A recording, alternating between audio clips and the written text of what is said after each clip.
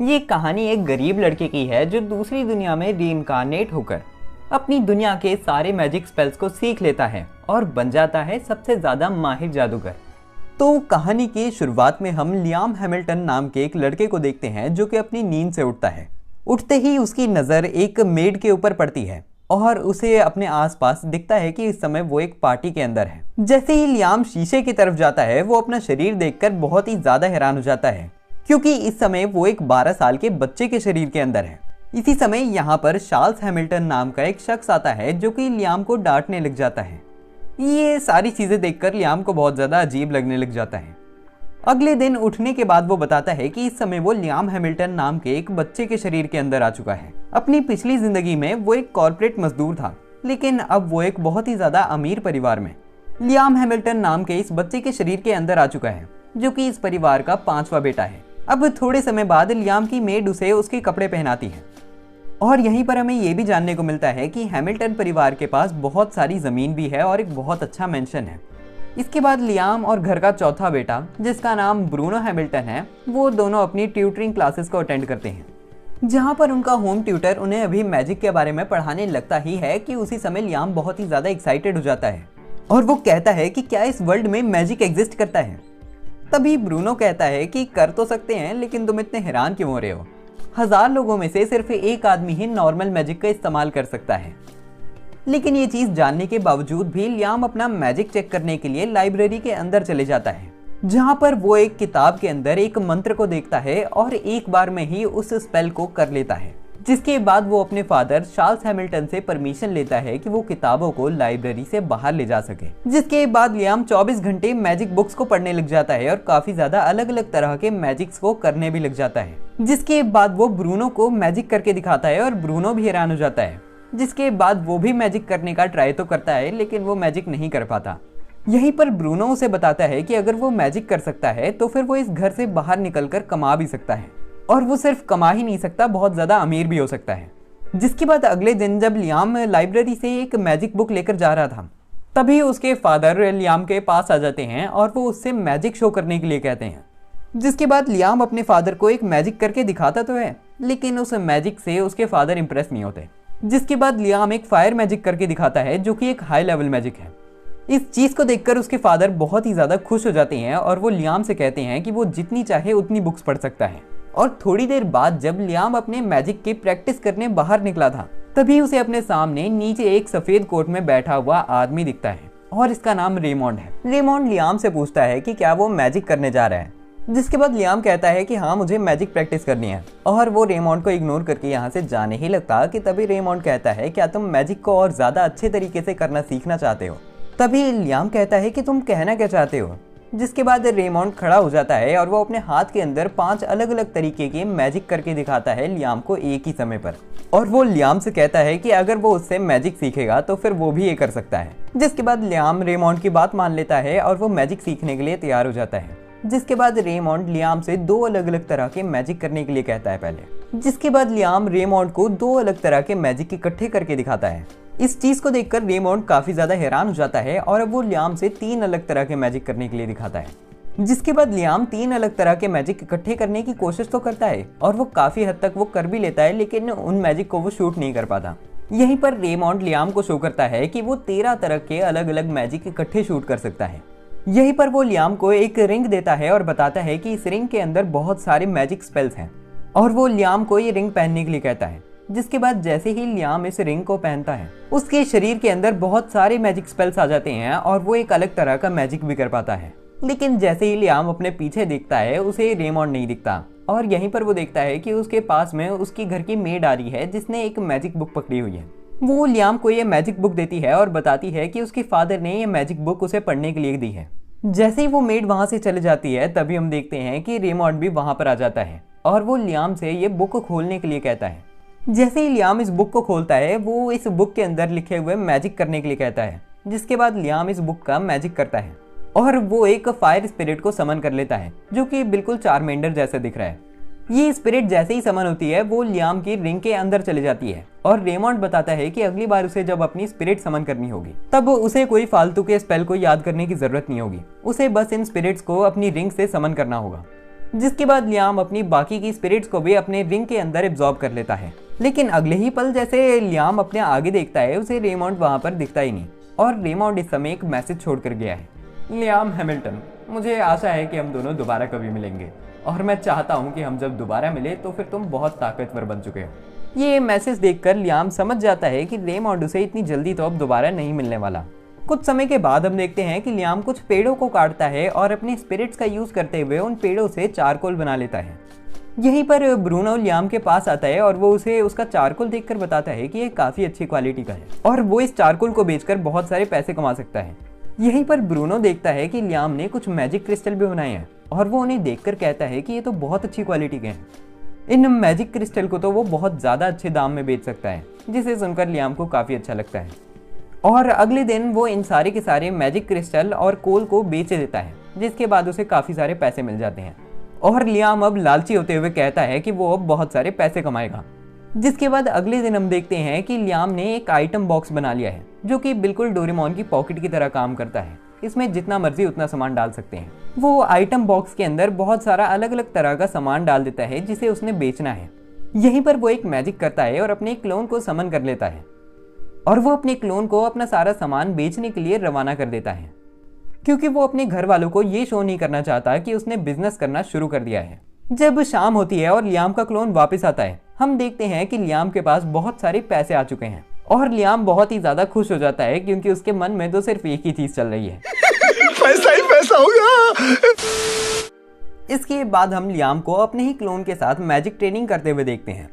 इसी समय लियाम को अपने घर का सबसे बड़ा बेटा दिखता है, जिसे देखते ही वो अपने क्लोन को डिसअपीयर कर देता है। जिसके बाद घर का सबसे बड़ा बेटा अल्ब्रेविट हैमिल्टन लियाम के पास आता है और वो उससे पूछता है कि वो बड़े होकर क्या बनना चाहता है। ये सुनते ही लियाम अपने मन में सोचता है, पक्की बात है कि अल्ब्रेविट घर का मुखिया बनना चाहता है और ये देखकर कि मैं मैजिक का इस्तेमाल कर सकता हूँ, उसे अब शक पड़ चुका है कि मैं बनना चाहता हूँ घर का मुखिया। जिसके बाद लियाम कहता है कि वो एडवेंचरर बनना चाहता है। ये चीज सुनते ही अल्ब्रेविट हंसता है और वो लियाम से कहता है कि वो उसकी मुलाकात एक अच्छे एडवेंचरर गिल्ड से करवाएगा। जिसके बाद लियाम पहुंच जाता है एक एडवेंचरर गिल्ड के पास। जैसे ही वो गिल्ड के अंदर जाता है, सारे के सारे लोग लियाम को देखने लग जाते हैं और उसका मजाक उड़ाने लग जाते हैं कि एक बच्चा यहाँ पर क्या करने आया है। जिसके बाद गिल्ड मास्टर लियाम से कहता है कि उसे लियाम के बारे में अल्ब्रेविट से पहले ही पता चल गया था और वो लियाम से उसका सबसे तगड़ा स्पेल उसके ऊपर करने के लिए कहता है।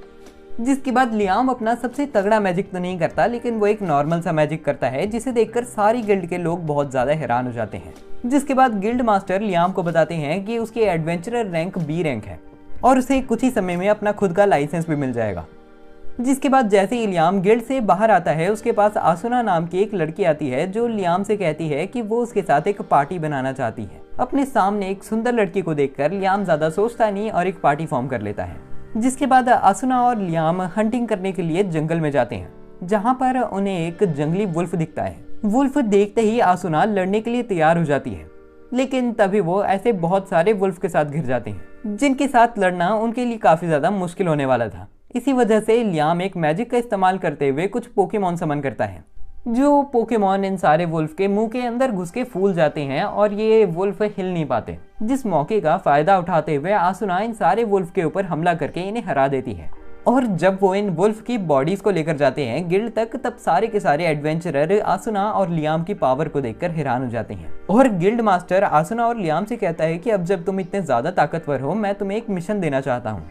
जिसके बाद आसुना और लियाम उसी मिशन को पूरा करने के लिए आ जाते हैं और इस मिशन में उनको एक मॉन्स्टर को मारना था। लियाम बताता है कि हर मॉन्स्टर के अंदर एक मैजिक क्रिस्टल होता है और उस मैजिक क्रिस्टल की बहुत ज्यादा वैल्यू होती है। लेकिन जब आसुना और लियाम उस मॉन्स्टर से लड़ते हैं, वो मॉन्स्टर को तो हरा नहीं पाते, लेकिन उनकी ऐसी तैसी हो जाती है। लेकिन उसी समय लियाम को एक आइडिया आता है और वो दोबारा से उस मॉन्स्टर से लड़ने जाते हैं, जहाँ पर आसुना उस मॉन्स्टर को डिस्ट्रैक्ट करने लग जाती है और लियाम अपने आइटम बॉक्स को समन करता है। अपने आइटम बॉक्स का इस्तेमाल करते हुए वो एक पत्थर को निकालता है जो कि वो उस मॉन्स्टर के ऊपर फेंक देता है, जिससे वो मॉन्स्टर खत्म हो जाता है। और जब वो गिल्ड के पास वो मॉन्स्टर लेकर जाते हैं, वो वैसे 2 मॉन्स्टर लेकर जाते हैं, क्योंकि उधर ऐसे 2 मॉन्स्टर थे जो उन्होंने दोनों के दोनों ही खत्म कर दिए हैं। ये देखकर गिल्ड मास्टर बहुत ही ज्यादा हैरान हो जाता है और आसुना और लियाम बहुत ज्यादा खुश होने लग जाते हैं। अगले दिन हम देखते हैं कि शहर के अंदर कोई और नोबल मैन आता है, जिसके इंतजार में वहां पर अल्ब्रेविट और चार्ल्स खड़े थे। लेकिन जैसे ही वो नोबल अपनी गाड़ी से बाहर निकलता है और एक मेंशन के अंदर जाता है, वो लियाम से बातचीत करने लग जाता है और वो लियाम से पूछता है कि उसके पास जो रिंग है वो उसे किसने दी है।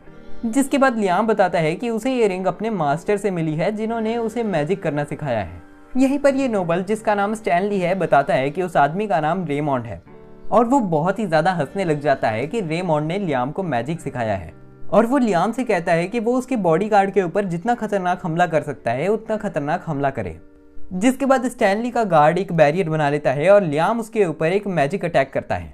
ये हमला इतना ज़्यादा खतरनाक था कि उस गार्ड का बैरियर टूट जाता है और लियाम किसी रीज़न की वजह से ऐसा स्वैग वाला एक्सप्रेशन बनाने लग जाता है कि तेरा भाई तो बहुत ही ज़्यादा रॉक स्टार है। लियाम की पावर देखकर स्टैनली भी काफ़ी ज़्यादा हैरान हो जाता है और वो बताता है कि लियाम को वो अपना नाइट बनाना चाहता है। ये चीज़ सुनकर लियाम काफ़ी ज़्यादा हैरान हो जाता है और वो स्टैनली का नाइट बन जाता है। यहीं पर स्टैनली लियाम से पूछता है क्या रेमॉन्ड ने उसके साथ कोई शरारत करी है। जिसके बाद लियाम बताता है कि एक बार जब वो अपने आइटम बॉक्स के अंदर पानी भर रहा था, तब उसे पानी के अंदर एक लेटर मिला और उस लेटर में लिखा था, लियाम हैमिल्टन, कैसे हो तुम? आशा करता हूँ कि तुम अच्छे होगे। इस पानी के अंदर मैंने ये लेटर के साथ 100 किलो गोल्ड मिलाया हुआ है। मैं आशा करता हूँ कि तुम इस सोने का सही इस्तेमाल करो। और लियाम बताता है कि रेमॉन्ड ऐसी शरारतें करता रहता है उसके साथ। जिसके बाद स्टैनली कहता है कि ये कोई आम शरारत नहीं लग रही, उसे दोबारा से चेक करना चाहिए कि रेमॉन्ड ने क्या करा है। जिसके बाद लियाम वैसे ही एक और तालाब के पास जाता है, जहाँ का वो सारा का सारा पानी खत्म कर देता है अपने आइटम बॉक्स में भरकर। जिसके बाद वो अपने सोने के अंदर से 10 किलो सोना नीचे गिरा देता है और जैसे ही वो सोने को नीचे गिराता है, हम देखते हैं कि वहाँ पर एक मैजिक सर्कल बन जाता है और उस मैजिक सर्कल के नीचे एक अंडरग्राउंड रास्ता खुल जाता है, जिसके अंदर लियाम जाता है और वो यहाँ पर एक मैजिक बुक पड़ी हुई दिखता है और वो एक लेटर भी दिखता है, जिस लेटर के अंदर लिखा हुआ था। ये मैजिक बुक बहुत ही ज़्यादा पुरानी है, लेकिन आज तक इस मैजिक बुक का स्पेल कोई नहीं कर पाया और मैं भी नहीं कर सकता इस मैजिक स्पेल को, लेकिन तुम्हारी ताकत देखकर मैं उम्मीद करता हूँ कि तुम इस मैजिक स्पेल को कर सको। जिसके बाद लियाम एक्साइटेड हो जाता है और वो रात तक इस मैजिक स्पेल की प्रैक्टिस करने लग जाता है और वो इस मैजिक स्पेल को कर भी लेता है। जिसके बाद हम देखते हैं कि ज़मीन के अंदर से एक गेट निकल कर आता है, जिसके अंदर जाते ही लियाम देखता है कि वहाँ पर एक रूम बना हुआ है और उसे ये जानने को मिलता है कि ये रूम उतना ही ज़्यादा बड़ा होगा जितनी ज़्यादा उसकी मैजिक पावर होगी। इस रूम के अंदर उसकी परमिशन के बिना कोई भी नहीं आ सकता और अगर उसने मैजिक स्पेल मास्टर करे बिना इसके अंदर कुछ सामान डालकर छोड़ दिया तो फिर वो सामान अपने आप ही गायब हो जाएगा। जिसके बाद लियाम एक्साइटेड हो जाता है और उसके मन में चलता है कि वो यहाँ पर एक घर बना सकता है। जिसके बाद अगले दिन हम देखते हैं कि लियाम आसुना के साथ हंटिंग करते हुए एक मॉन्स्टर को मारता है और उस मॉन्स्टर का मैजिक स्टोन लेकर जाता है गिल्ड तक, जहाँ पर गिल्ड मास्टर दोबारा बहुत ही ज़्यादा हैरान हो जाता है इस मैजिक क्रिस्टल को देखकर और वो लियाम की काफ़ी ज़्यादा तारीफ करने लग जाता है। जिसे देखकर आसुना बहुत ही ज़्यादा दुखी होने लग जाती है क्योंकि उसने आसुना की तारीफ नहीं करी। जिसके बाद आसुना कहती है कि मैं इस चीज़ को समझ सकती हूँ क्योंकि मैं लियाम से काफ़ी ज़्यादा कमज़ोर हूँ और सारा काम ऑलमोस्ट लियाम ही करता है। तभी गिल्ड मास्टर कहता है तो फिर तुम फैमिलियर क्यों नहीं फॉर्म कर लेती लियाम के साथ। वो बताता है कि लियाम तुम्हारे साथ एक कॉन्ट्रैक्ट फॉर्म करेगा जिसके अकॉर्डिंग तुम लियाम की एक फैमिलियर बन जाओगी और तुम लियाम के किसी भी कमांड को मना नहीं कर सकती, लेकिन तुम्हें लियाम की थोड़ी सी शक्ति भी मिल जाएगी और तुम ताकतवर बन जाओगी।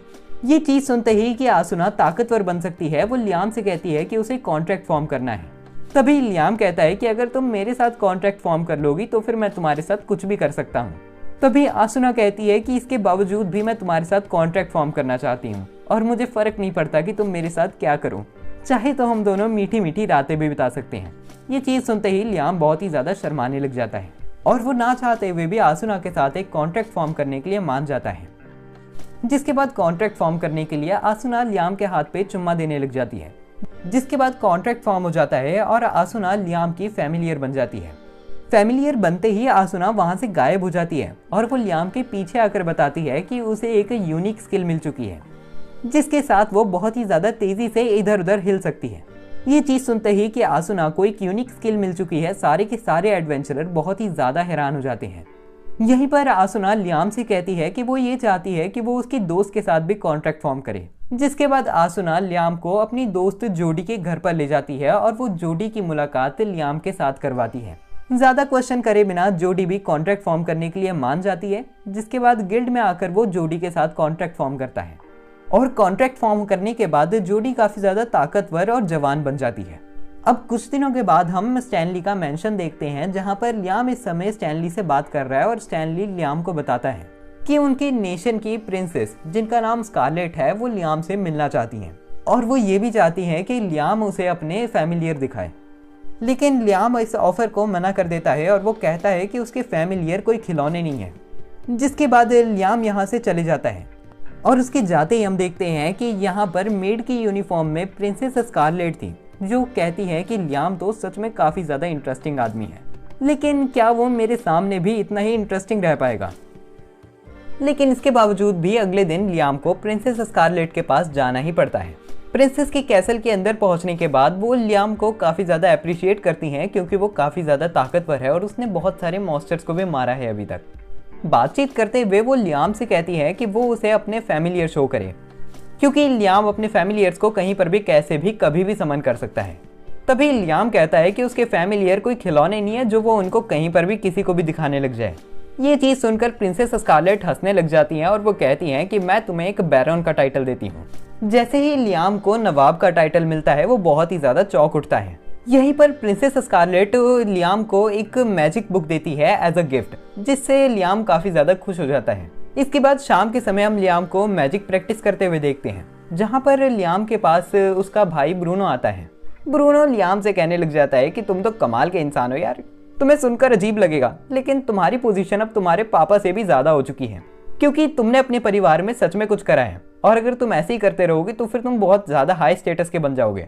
इसके बाद हम रात के समय अपने घर के अंदर लियाम को चलते हुए देखते हैं जहाँ पर लियाम की मुलाकात आल्ब्रेविट से होती है जो लियाम से कहता है कि ये मत समझना कि तुम एक बड़े इंसान बन चुके हो। और हमें जानने को मिलता है कि जैसे ही आल्ब्रेविट को ये पता चला कि लियाम एक नवाब बन चुका है उसकी फटके चार हो चुकी है।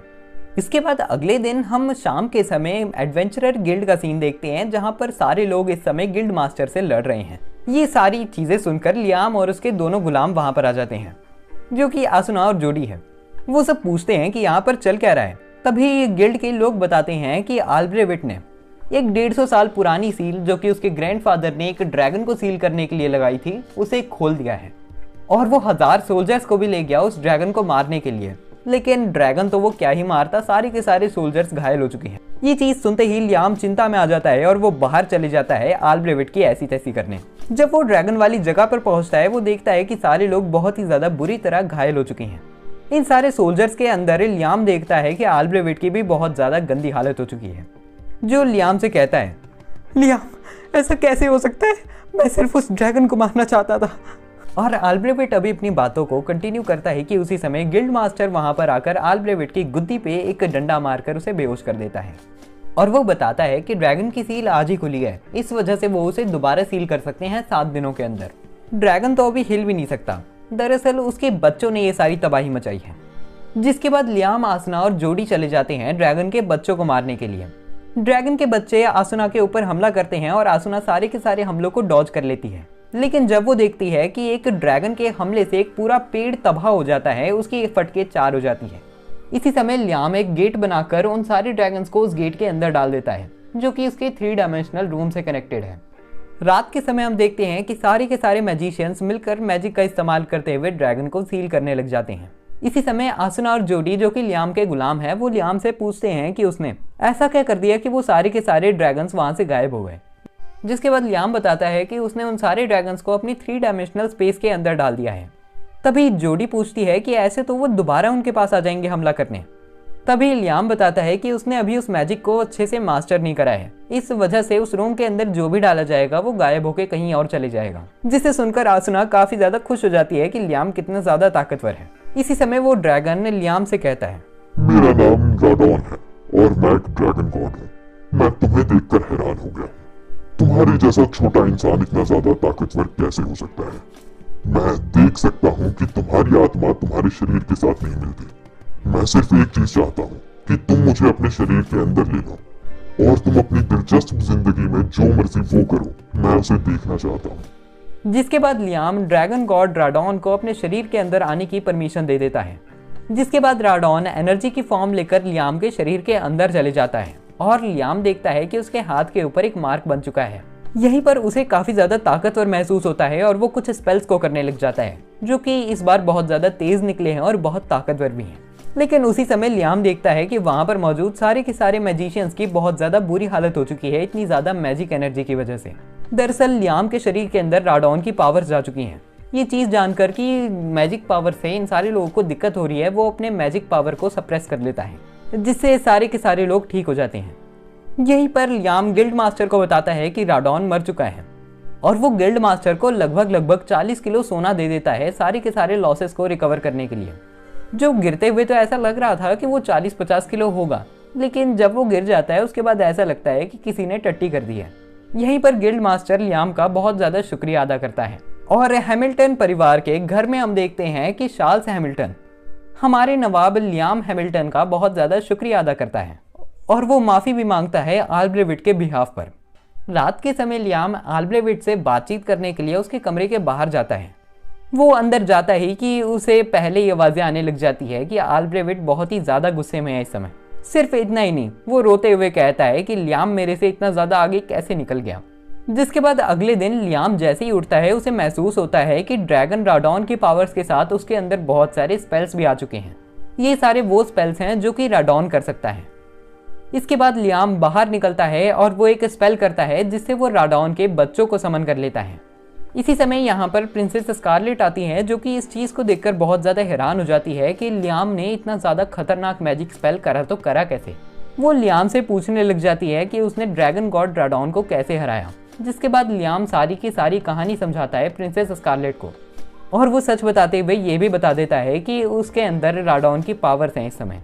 जिस चीज को सुनकर प्रिंसेस स्कारलेट बहुत ही ज्यादा हैरान हो जाती है और वो लियाम से चुप रहने के लिए कहती है, क्योंकि अगर ये चीज किसी को भी पता चल गई तो फिर बहुत ज्यादा बड़ा लफड़ा हो जाएगा।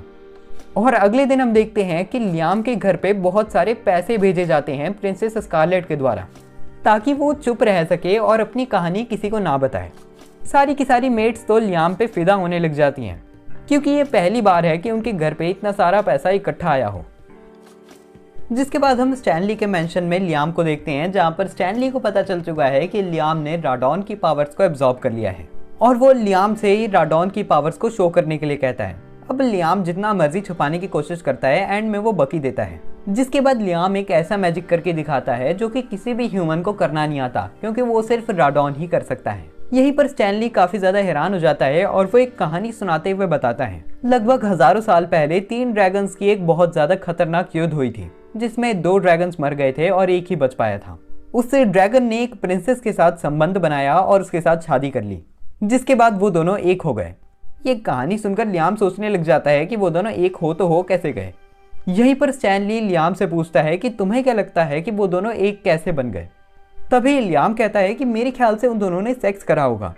लेकिन तभी स्टैनली कहता है कि तुम बिल्कुल गलत हो, तुम्हारा हाल भी बिल्कुल उस प्रिंसेस की तरह है, क्योंकि राडॉन इस समय तुम्हारी बॉडी के अंदर है, जैसे वो प्रिंसेस की बॉडी के अंदर था।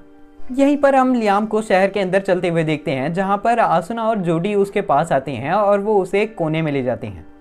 जिसके बाद वो उसे एक शादी का लेटर दिखाते हैं, जिसमें हम देखते हैं कि लियाम के लिए एक रिश्ता आया है, वो भी एक प्रिंसेस का है वो घर। लियाम बताता है कि वो ये सोच रहा था कि यहाँ पर वो तीनों सो सकते हैं, और शायद बात तो सही कह रही हो। जिसके बाद लियाम एक स्पिरिट को समन करता है और पूरे एरिया को अंधेरे से ढक देता है, लेकिन वो कुछ ज्यादा ही अंधेरा हो जाता है।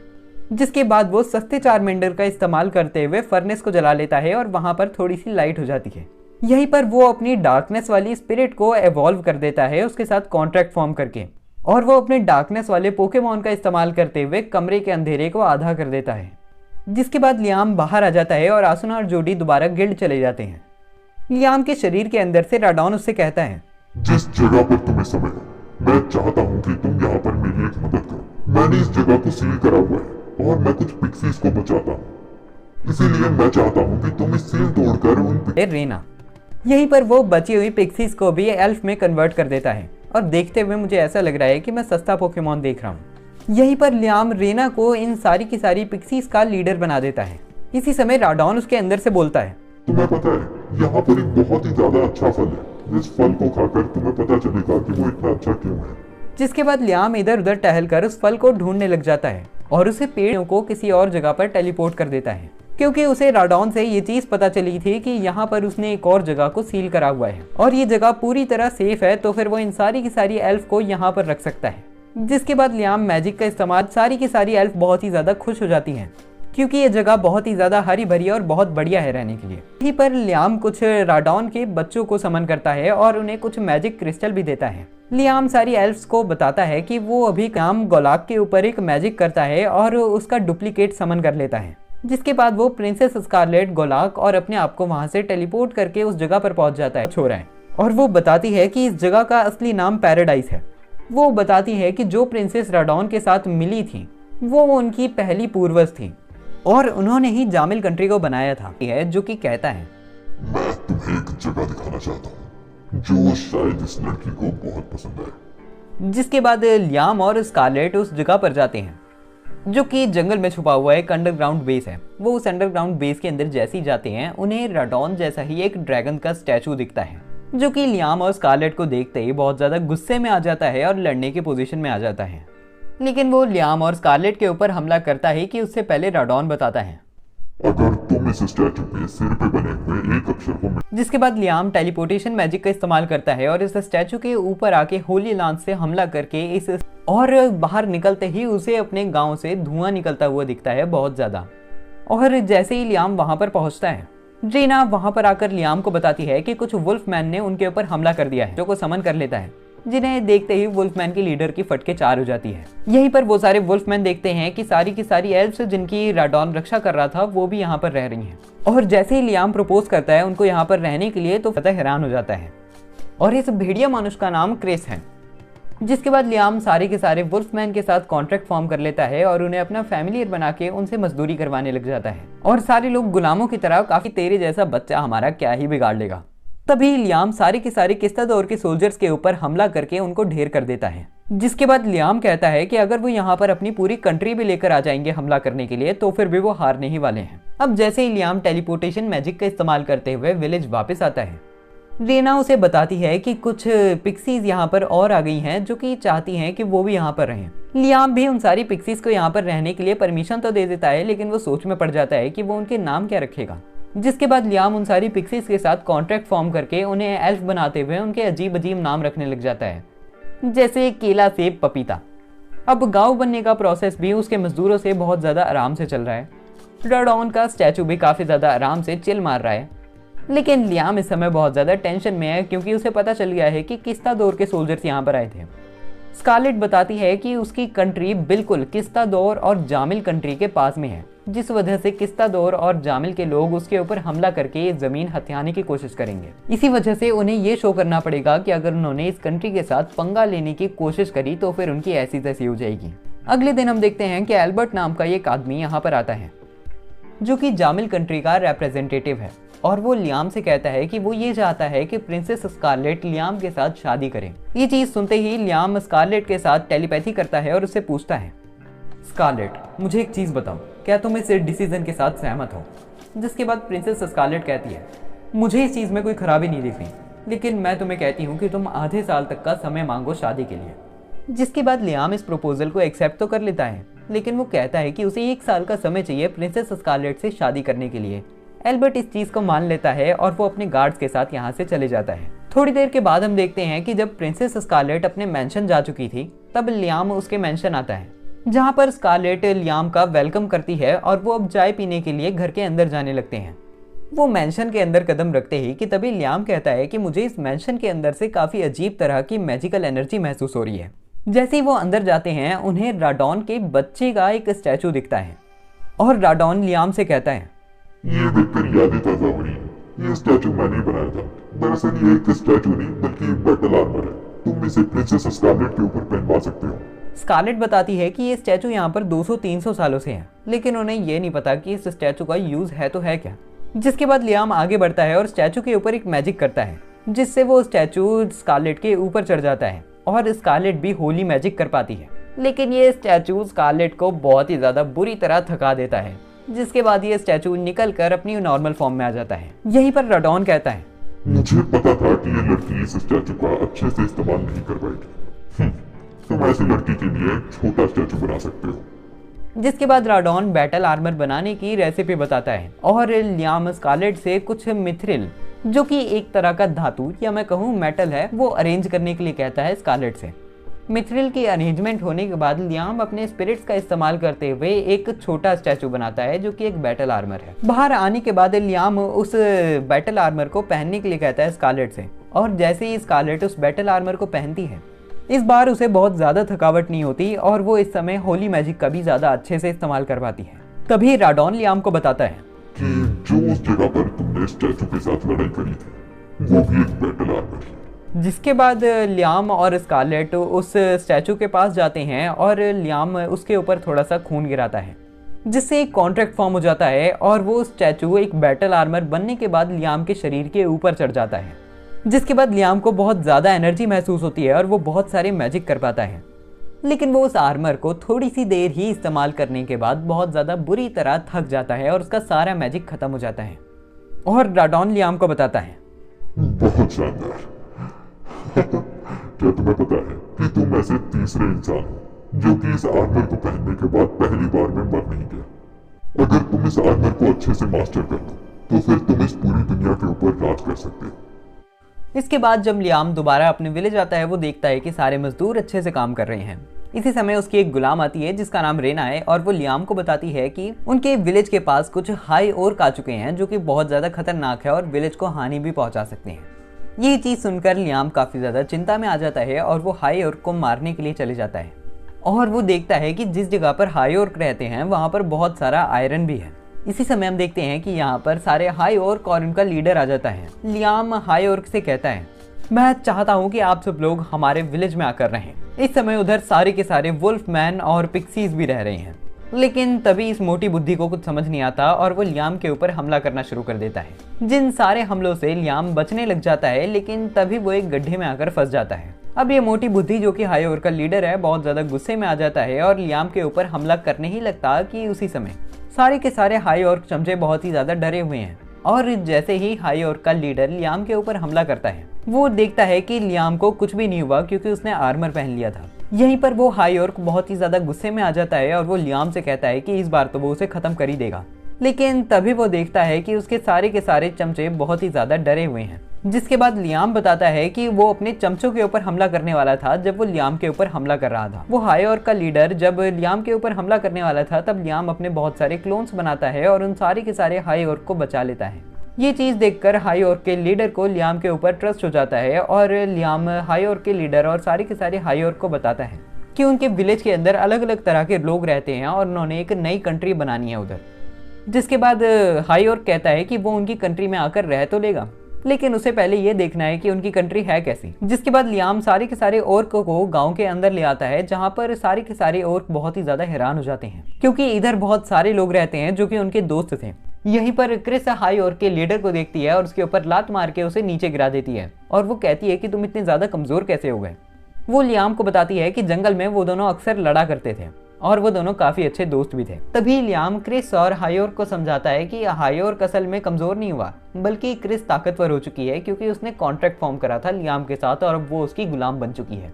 ये चीज सुनकर हाई ओर्क का लीडर भी कहता है कि हमें भी अपना गुलाम बना लो। जिसके बाद लियाम उन सब के ऊपर भी मैजिक करता है और उन्हें इवॉल्व कर देता है, उन्हें अपना गुलाम बनाकर, और वो हाई ओर्क के लीडर का नाम रखता है बूटा गोरिल्ला। जिसके बाद हम देखते हैं कि बूटा गोरिल्ला और क्रिस एक दूसरे से लड़ने लग जाते हैं और वो काफ़ी ज़्यादा ताकतवर भी हो चुकी हैं। यहीं पर लियाम बाकी सारे हाई ओर्क के साथ भी कॉन्ट्रैक्ट फॉर्म करके उन्हें अपना गुलाम बनाने लग जाता है और उनके अलग अलग तरह के नाम रखता है। अगले दिन हम देखते हैं कि लियाम अपने सारे गुलामों से मजदूरी करा के बहुत सारी आयरन ओर को इकट्ठा करता है। जिसके बाद वो अपने स्पिरिट्स का इस्तेमाल करते हुए सारे के सारे मेटल्स को अलग कर लेता है और सबसे ज़्यादा मेटल आयरन निकलता है और मिथ्रिल तो ना के बराबर निकलता है। दरअसल लियाम ने मिथ्रिल का आर्मर बनाना था सारे के सारे लोगों के लिए ताकि वो लड़ सकें। तभी लियाम कहता है कि अगर मैं मिथ्रिल का आर्मर नहीं बना सकता तो फिर मैं आयरन का आर्मर बना लूंगा। जिसके बाद वो आयरन को मेल्ट करता है अपने स्पिरिट्स का इस्तेमाल करते हुए और मैजिक का इस्तेमाल करते हुए आयरन के साथ कॉन्ट्रैक्ट फॉर्म करके उसे आयरन बैटल आर्मर बना लेता है। तभी लियाम को लगता है कि अब तो वो सबके लिए आर्मर बना सकता है, लेकिन जैसे ही शाम होती है लियाम की फटके चार हो जाती है क्योंकि वो हर एक आयरन के पीस के लिए अलग अलग तरह के नाम नहीं रख पा रहा क्योंकि कॉन्ट्रैक्ट फॉर्म करते हुए हर किसी को अलग नाम देना पड़ता है। लेकिन जैसे तैसे करके अलग अलग तरह के नाम रख के वो 20-30 आर्मर बना लेता है, जिन आर्मर्स के साथ सारे के सारे लोग बहुत ज़्यादा ताकतवर हो जाते हैं। इसी समय हम देखते हैं कि उनके गाँव के अंदर कुछ गुंडे आ जाते हैं जो कि अभी आकर हमला करने ही लगते। कि उसी समय रहना एक मीना नाम की लड़की से इन सारे गुंडों से लड़ने के लिए उसे आगे भेज देती है और मीना अकेले ही इन सारे गुंडों की धज्जियां उड़ा के रख देती है, जिसे देखकर लियाम को काफी ज्यादा अच्छा लगता है। और इस हादसे के बाद सारे के सारे गुंडे वहां से भाग जाते हैं। यहीं पर इसके बाद हम देखते हैं कि लियाम अपने 3 डायमेंशनल स्पेस में आता है और वो बहुत सारी वाटर स्पिरिट को समन करके उनसे आइटम बॉक्स में पानी डालने के लिए कहता है, जनरेट कर। यहीं पर लियाम देखता है कि एक स्पिरिट काम नहीं कर रही और वो स्पिरिट लियाम से कहती है, मास्टर, क्या आपको याद है कि मैं पहली वो वाली वाटर स्पिरिट हूँ जिसे आपने इवॉल्व करा था। अब मैं थोड़ी सी और इवॉल्व या ताकतवर हो जाऊं तो फिर मैं चीज़ों के अंदर जाके भी रह सकती हूँ। और लियाम पूछता है क्या वो चीज़ों के अंदर जाकर चीज़ों को ताकतवर बना सकती है, जिसके बाद वो बताती है कि स्पिरिट्स का बहुत सारे वेपन्स के अंदर भी इस्तेमाल होता है। जिसके बाद लियाम को थोड़े से प्रॉफिट्स दिखते हैं और वो उस स्पिरिट को इवॉल्व कर देता है, जिसके बाद वो एक नॉर्मल आर्मर बनाता है जिसके अंदर वो इस स्पिरिट को डाल देता है। और ऐसे ही हम देखते हैं कि वो बहुत सारे आर्मर्स बना लेता है स्पिरिट्स का यूज़ करते हुए, और ये सारे आर्मर्स वो क्रिस, रेना और बूटा गोरिल्ला को पहना देता है, जिसके बाद ये सभी के सभी बहुत ज़्यादा ताकतवर हो जाते हैं। और लियाम ये देखकर काफ़ी ज़्यादा खुश हो जाता है कि उसके गुलाम अब ताकतवर हो चुके हैं और अब वो जंग में भी लड़ सकते हैं। अब दोबारा से लियाम जब एडवेंचरर गिल्ड जाता है, उसके ऊपर आसन और जोडी बहुत ज़्यादा गुस्से होते हैं क्योंकि लियाम उनके साथ नहीं था इतने ज़्यादा टाइम से। यहीं पर आसुना लियाम से पैसे निकालने के लिए कहती है और लियाम सोच में पड़ जाता है कौन से पैसे। तभी जोडी बताती है कि लियाम को जब प्रिंसेस स्कारलेट से अपना मुंह चुप करने के लिए पैसे मिले थे, तब थोड़े पैसे उसने आसुना और जोडी को दिए थे, लेकिन आसुना और जोडी ने उन पैसों को अपने पास नहीं रखा था, जिस वजह से लियाम के पास अभी भी वो पैसे पड़े होंगे। जिसके बाद लियाम, आसुना और जोडी खाना खाने के लिए बैठ जाते हैं और आसुना लियाम से पूछती है कि वो इतने समय से कर क्या रहा था। जिसके बाद लियाम बताता है कि उसने अपनी खुद की एक कंट्री बना ली है। ये सुनते ही आसुना और जोडी बहुत ज़्यादा एक्साइटेड हो जाते हैं और वो कहते हैं कि उन्हें भी लियाम की कंट्री में जाना है। यहीं पर लियाम बताता है कि उसने एक नई तरह का मैजिक सीखा है, जिसके बाद वो उस मैजिक से एक सैंड बॉक्स बनाता है। इसी समय हम देखते हैं कि यहाँ पर एक वेट्रेस खाना लेकर आती है और लियाम थोड़ा सा खाना निकालकर उस सैंड बॉक्स के अंदर डालता है, और जब वो खाना निकालता है, खाना बुरी तरीके से सड़ चुका था और आसुना और जोडी ये देखकर काफी ज्यादा हैरान हो जाते हैं। लियाम बताता है कि इस बॉक्स के अंदर टाइम बहुत ही ज्यादा तेज चलता है, इस वजह से इसके अंदर डालकर हर चीज सड़ जाती है। तभी लियाम आसुना से कहती है कि अगर इसमें टाइम तेज चलता है तो फिर तो हम इसमें वाइन भी बना सकते हैं फ्रेश। जिसके बाद लियाम थोड़ी सी मेहनत करता है और थोड़े से ग्रेप जूस का अरेंजमेंट करता है, और जैसे ही वो वाइन को उस सैंड बॉक्स के अंदर डाल के थोड़े समय बाद निकालते हैं, तो फिर वो देखते हैं कि सच में ग्रेप जूस की वाइन बन चुकी है। इसके बाद हम देखते हैं कि वो ग्रेप जूस से बहुत सारी वाइन बना लेते हैं, जो कि अलग अलग समय के लिए सैंड बॉक्स के अंदर डाली हुई थी। यहीं पर जोडी वाइन को पीने लग जाती है और लियाम उसे बहुत ज़्यादा नशीली आंखों से देखने लग जाता है, क्योंकि वो भी वाइन पीना चाहता है, लेकिन वो अंडर एज है। लेकिन ये चीज़ देखकर कि वो जोडी को किन आंखों से देख रहा है, आसुना उसे लात मार के दूर फेंक देती है। और वाइन पीने के बाद जोडी बताती है कि जिस वाइन को सबसे ज़्यादा समय के लिए रखा गया है, उसका फ्लेवर सबसे बेस्ट है। इसके बाद वो सारे लोग लियाम के गांव में जाते हैं, जहां पर आसुना और जोडी सारे के सारे लोगों से मिलते हैं। इसके बाद रात के समय वो सारे लोग पार्टी करते हैं और पेट भर के खाना खाते हैं। जिसके बाद अगले दिन हम देखते हैं कि वो सारे लोग एक बहुत ही ज्यादा अलग तरह के फ्रूट को हार्वेस्ट करने लग जाते हैं। तभी लियाम को किसी के चीखने की आवाज सुनाई देती है, तो फिर वो भागते हुए उस इंसान की तरफ जाता है और वो देखता है कि एक ऑर्क को एक ज़ॉम्बी जैसे बीइंग ने काट लिया है। लियाम उस ज़ॉम्बी के ऊपर हमला करके उसे दूर फेंक देता है, लेकिन अब देरी हो चुकी थी और ये ऑर्क हम देखते हैं कि एक और ज़ॉम्बी बन जाता है। अब ये ऑर्क बूटा गोरिल्ला को काटने ही वाला था कि उसी समय हम देखते हैं कि लियाम अपने मैजिक का इस्तेमाल करते हुए उसको ठीक कर देता है। जिसके बाद जोडी बताती है कि अब ये आदमी बिल्कुल भी ज़ॉम्बी नहीं है। तभी जोडी बताती है कि मेरे ख्याल से ये एक वैम्पायर है। हजारों सालों में एक बार एक वैम्पायर के राजा का जन्म होता है, जिसमें इतनी पावर होती है कि वो किसी को भी वैम्पायर में कन्वर्ट करके उनको कंट्रोल कर सके, और मेरे ख्याल से अब वो वैम्पायर का राजा जाग चुका है। जिसके बाद लियाम ऑर्डर दे देता है कि आसपास जितने भी लोग रहते हैं उनको बता दिया जाए कि वैम्पायर्स आ चुके हैं और वो इवैक्यूएट कर लें। लेकिन ऐसा तो बिल्कुल भी नहीं होता। एक वुल्फमैन लियाम के पास आकर उसे बताता है कि किसी भी आदमी ने उसकी बात नहीं सुनी, इस वजह से वो सारे लोग अभी वैम्पायर बन चुके हैं। ये चीज सुनकर लियाम अपनी आर्मी से कहता है कि वो सारे लोग अभी के अभी वैम्पायर्स को मारने के लिए जा रहे हैं। जिसके बाद वो सारे लोग उस जगह पर पहुंच जाते हैं जहां पे वैम्पायर्स हैं, और अपनी अपनी पावर्स का इस्तेमाल करते हुए वो सारे लोग वैम्पायर से लड़ना शुरू कर देते हैं।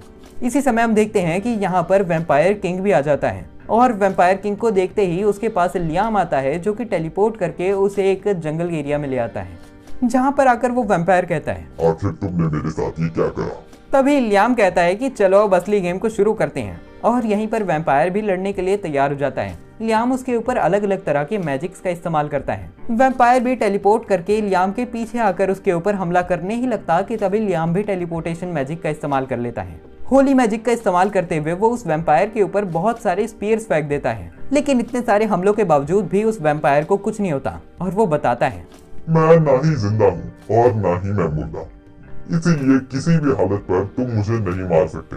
और वो लियाम के पास आकर उसे काटने लगता है और वो लियाम को काट भी लेता है, जिससे लियाम एक वैम्पायर में तब्दील हो जाता है। लेकिन तभी हमें जानने को मिलता है कि ये तो उसकी एक कॉपी थी, असली लियाम तो बिल्कुल नॉर्मल और ठीक है। यहीं पर वो वैम्पायर लियाम को बताता है, तुम मुझे किसी भी हालत पर नहीं मार सकते। पहली बात, मैं जिंदा या मुर्दा नहीं हूँ, तो फिर मुझे दर्द भी महसूस नहीं होता। मैं अपने आसपास से एनर्जी लेता हूँ, तो फिर कुछ भी करके तुम मेरी एनर्जी नहीं खत्म कर सकते। ये चीज सुनने के बाद लियाम अपना थोड़ा सा दिमाग लगाता है और जैसे ही वो वैम्पायर लियाम के ऊपर हमला करता है, वो एक सैंडबॉक्स निकालता है, जिस सैंडबॉक्स के अंदर वो उस वैम्पायर को डाल देता है।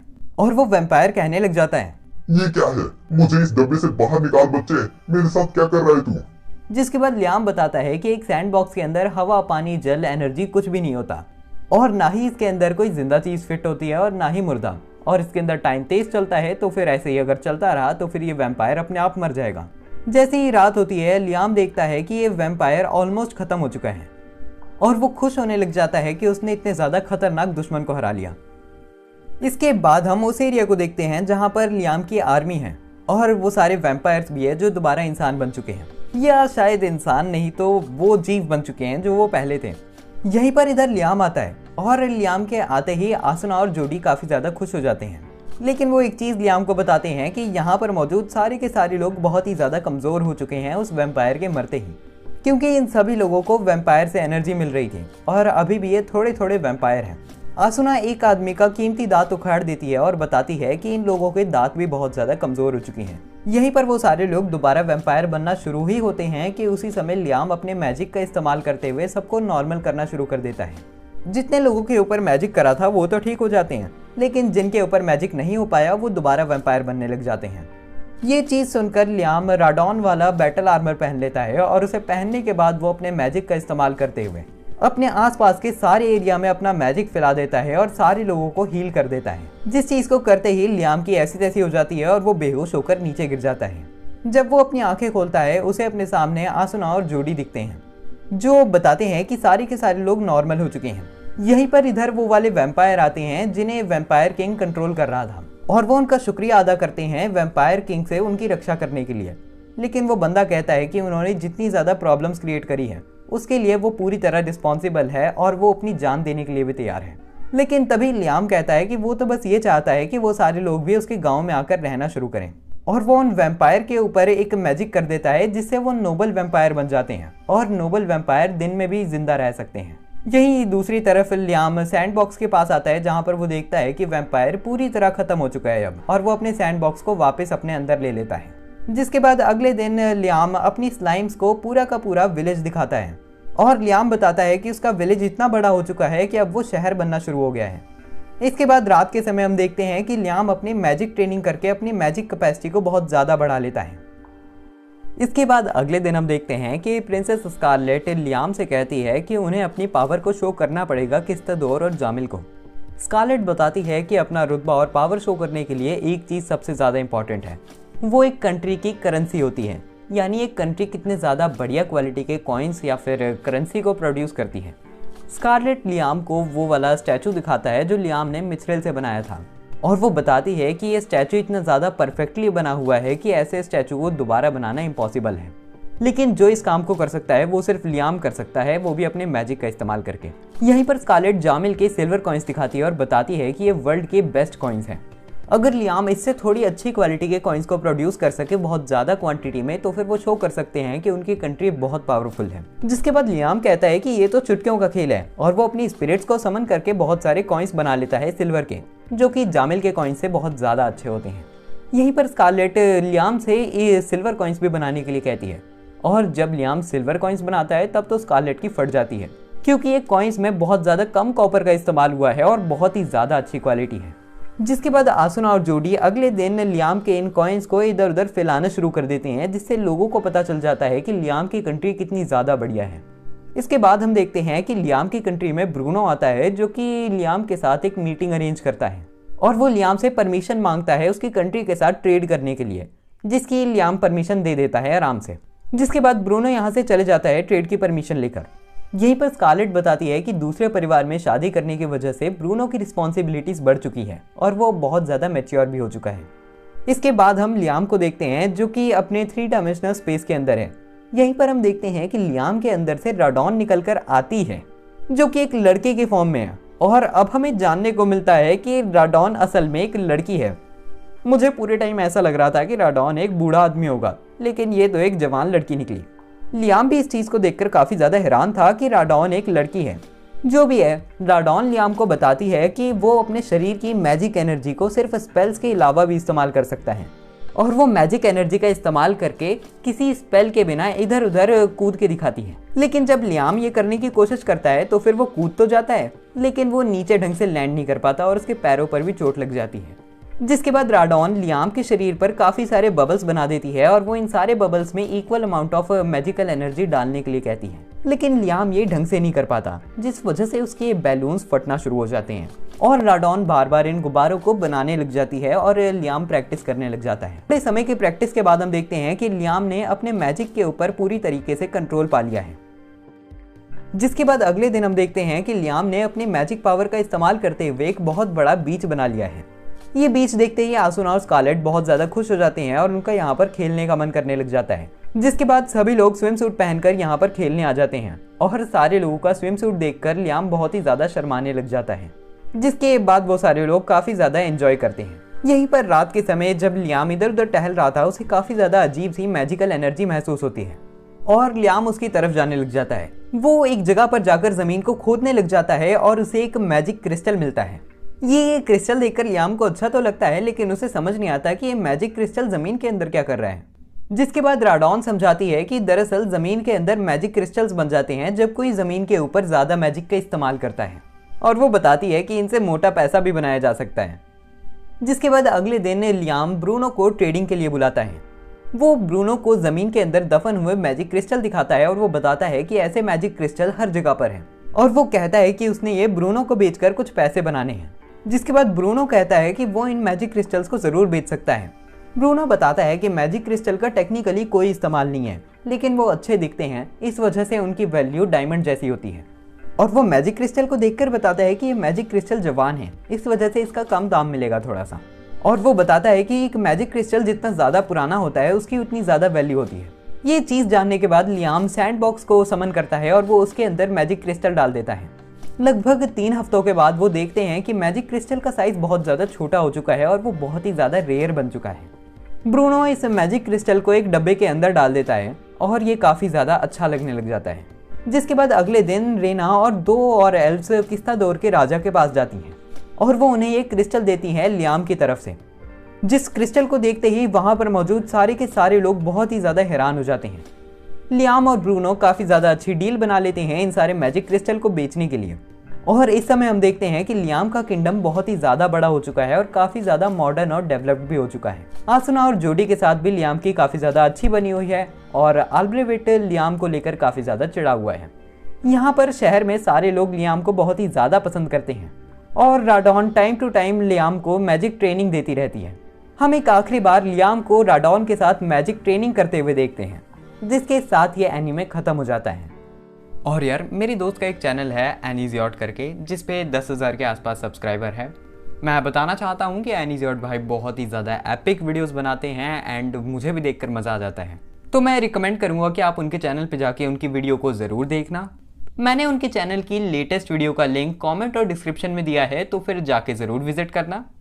अब बात कर लेते हैं इस एनीमे के बारे में।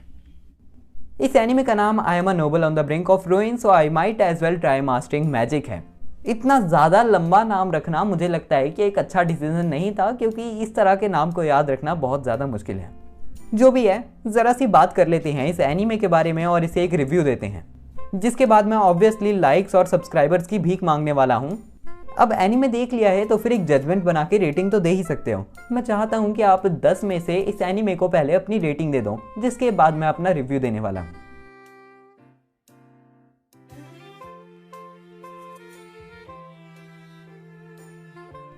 मुझे लगता है कि आपने अभी तक रेटिंग दे दी होगी, और अभी तक भी नहीं दी तो फिर वीडियो पॉज करके दे दो। ये एनीमे स्टोरी फॉलो करता है एक ऐसे बंदे की जिसका हमें नाम तक नहीं बताया गया। हमें सिर्फ इतना पता है कि वो बंदा दूसरी दुनिया में एक 12 साल के बच्चे के शरीर के अंदर आ चुका है, और उस 12 साल के बच्चे का क्या हुआ हमें वो भी नहीं पता, जो कि शो करता है कि ऑथर कितना ज़्यादा आलसी था राइटिंग को लेकर। द एमिनेंस एंड शैडो जैसे इसी कई एनिमेज में हम देखते हैं कि हमें ऑथर पूरी तरीके से बताता है कि वो बंदा पहले कैसा था और इसे कई के बाद कैसा हुआ। लेकिन ये एनीमे सबसे ज़्यादा इंटरेस्टिंग और सबसे ज़्यादा हुकअप वाले पॉइंट को ही मिस कर देता है। और ये एनीमे एक कंप्लीट कॉपी है the 8th son are you kidding me की। वो एनीमे भी कुछ खास नहीं था, और उससे इंस्पिरेशन लेने की वजह से ये एनीमे बहुत ही ज़्यादा फकिंग बोरिंग बन जाता है। अगर मुझे इस एनीमे की स्टोरी को रेटिंग देनी हो तो फिर मैं 2 आउट ऑफ 10 देने वाला हूँ, क्योंकि बहुत ही ज़्यादा पकाऊ स्टोरी थी टू बी ऑनेस्ट। अब बात आती है कैरेक्टर डेवलपमेंट की, जो कि 0 थी, तो मैं चलो एक रेटिंग दे देता हूँ 10 में से। एनिमेशन को मैं 5 आउट ऑफ 10 देने वाला हूँ, क्योंकि animation was very fine and good. Sound tracks एकदम पकाऊ थे। अगर मैं I am a noble on the brink of ruin so I might as well try mastering magic को रेटिंग दूँ ओवरऑल, तो फिर मैं देना चाहूँगा 2.5 आउट ऑफ 10। अब इतनी भद्दी रेटिंग देने के बाद और इस एनीमे का इतना मजाक उड़ाने के बाद मेरा कोई हक नहीं बनता कि मैं आपसे कहूँ कि अगर आपको ये वीडियो पसंद आई तो फिर इस वीडियो को लाइक कर देना। लेकिन फिर भी अगर आपको ये वीडियो कहीं ना कहीं अच्छी लगी हो या फिर इंटरेस्टिंग लगी हो तो फिर इस वीडियो को लाइक कर देना, और इस तरह का और कंटेंट देखना चाहते हो तो फिर चैनल को सब्सक्राइब कर देना। बट मुझे लगता नहीं कि कोई ये इतना बेकार रिव्यू सुनने के बाद करने वाला है कुछ भी। तो आज की वीडियो के लिए तो बस इतना ही। मिलते हैं हम नेक्स्ट वीडियो में। सायोनारा।